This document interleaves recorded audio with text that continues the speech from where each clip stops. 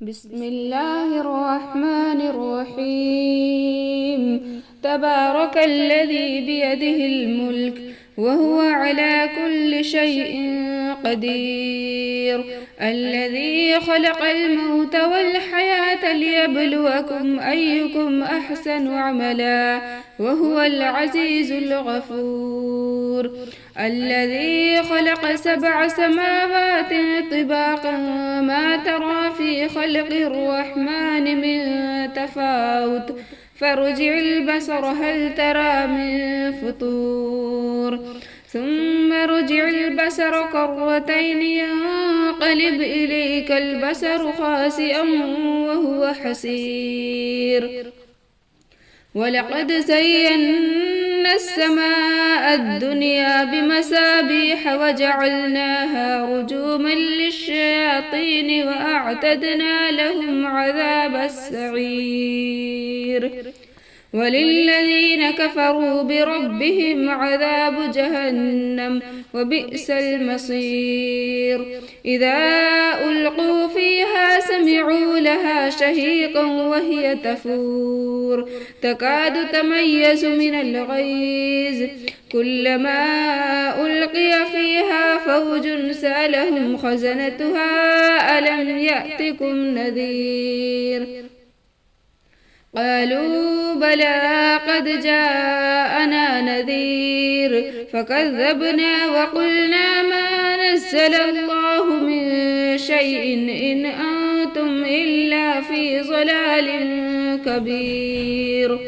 وقالوا لو كنا نسمع أو نعقل ما كنا في أصحاب السعير فاعترفوا بذنبهم فسحقا لأصحاب السعير.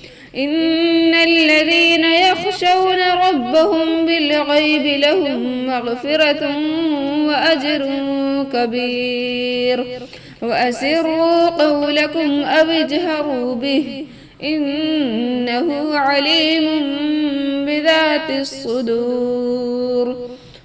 ألا يعلم من خلق وهو اللطيف الخبير. هو الذي جعل لكم الأرض ذلولا فامشوا في مناكبها وكلوا من رزقه وإليه النشور.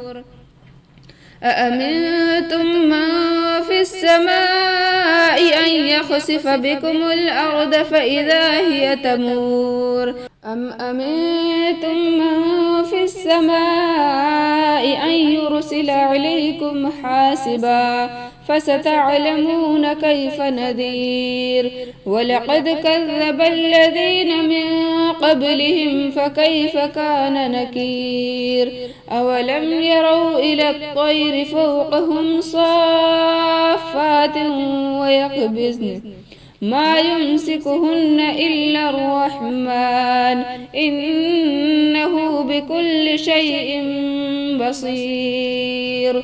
أمن هذا الذي هو جند لكم ينصركم من دون الرحمن إن الكافرون إلا في غرور.